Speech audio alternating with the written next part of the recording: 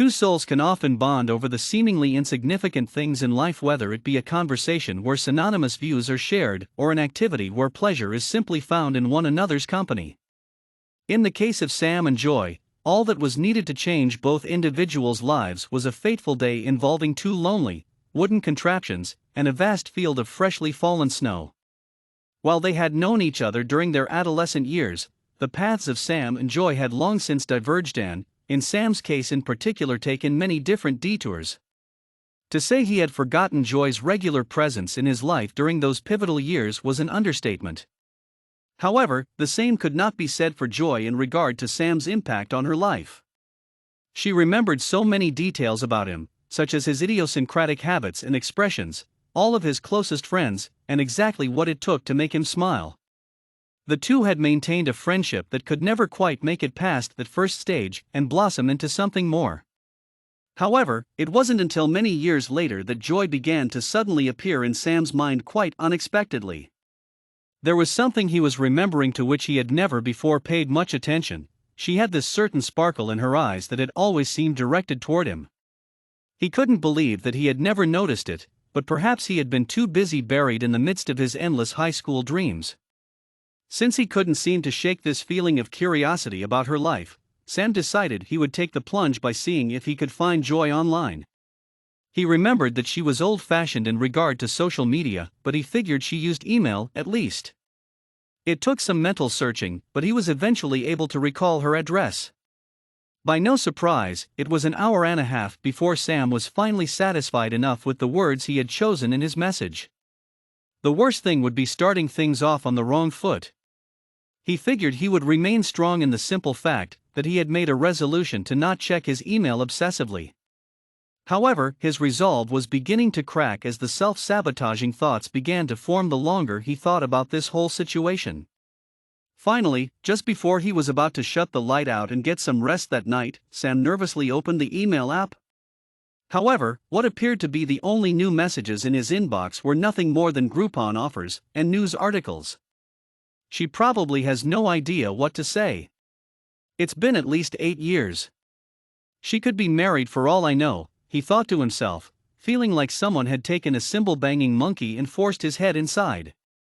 Fighting these insecure thoughts as he tried to forget about it and fall asleep, it seemed that it was morning before Sam knew it. He decided he would make the most out of today, and not let this situation define his thoughts. However, the threat of Joy's possible rejection was still not far from his mind. A week went by, and it felt a bit slow and grueling at times, especially since Sam had recently given his 2 weeks' notice at his current job as a sales rep. Why had he even gone into this business anyway? It's no wonder he never sold anything.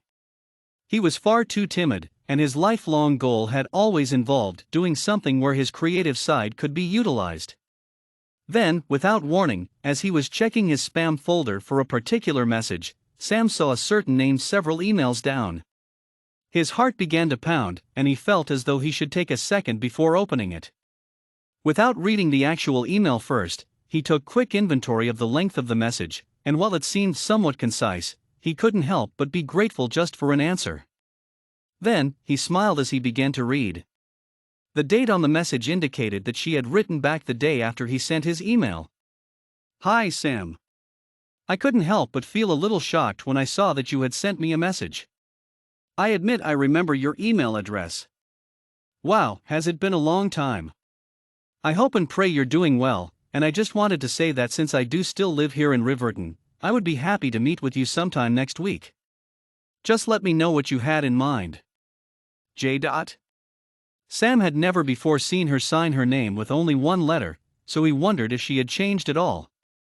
Obviously, everyone changes, but Sam couldn't help but contemplate to what extent, and whether she thought this would be very casual or more of a date. Sam didn't seem to be able to get up and move. It was as though his feet were planted in the floorboards beneath him. What should we do? What am I gonna talk about? Hey, long time no see. 'Cause that doesn't sound lame or forced. He was definitely having an argument within himself, a dilemma, which he figured would be solved by the mere fact that just being himself would be enough for Joy. By the end of that day, Sam had decided a coffee shop meet would be the safest bet. Unless she had changed, he knew that Joy wasn't much of a coffee drinker, but he did remember she loved tea. In fact, she was crazy about it, she even had a collection. Sam's mind drifted as he wondered whether or not she still kept up with that habit. The date was set for Saturday morning, and Sam couldn't help but feel a bit jittery. He was wondering how Joy felt or if she felt anything at all. Naturally, he was secretly hoping she was excited. Back in her small apartment, which was about 20 minutes from Sam's, Joy was standing in front of the mirror with her own set of thoughts running through her head. She looked at her Fitbit. The time was 9:30, and they had agreed on 10:15. She studied her reflection, looking at her eyes in particular. As she was approaching her late 20s, Joy was aware of the fact that she didn't have quite the same features she once possessed. However, she had gained a sense of peace within that she had never previously known, and appearance didn't matter so much to her these days. Still, there was no denying that she had always wished Sam viewed her the same way she had viewed him, but now she was uncertain as to whether or not she would still have those feelings. High school was so long ago, after all. Who knows whether or not he ever thought of her as beautiful? The time unfolded rapidly as the two sat face to face in that coffee shop. Anyone who walked by them would have never known it had been years since they had seen each other, as it seemed that the old, wonderful rapport between them was still there after all this time. 3 hours later, the two were exiting the shop when Sam noticed two very simple sleds sitting atop a nearby hill. There was a trash can there, indicating the sleds were no longer wanted. A twinkle in his eyes and with some uncertainty, Sam asked, "What do you think about sledding?" A genuine grin spreading across her face, Joy replied, "I think I haven't done it in ages." "I can't help but wonder what you're up to, Sam." "What would it hurt?" Running mischievously over to the sleds, Joy followed after him, hoping she wouldn't slide on the icy sidewalk.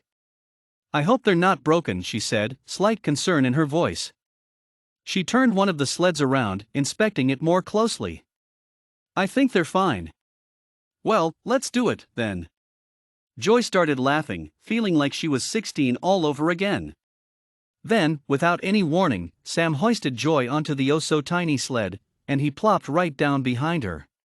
Her cheeks already rosy from the cold weather, the color increased as she tried to collect her emotions.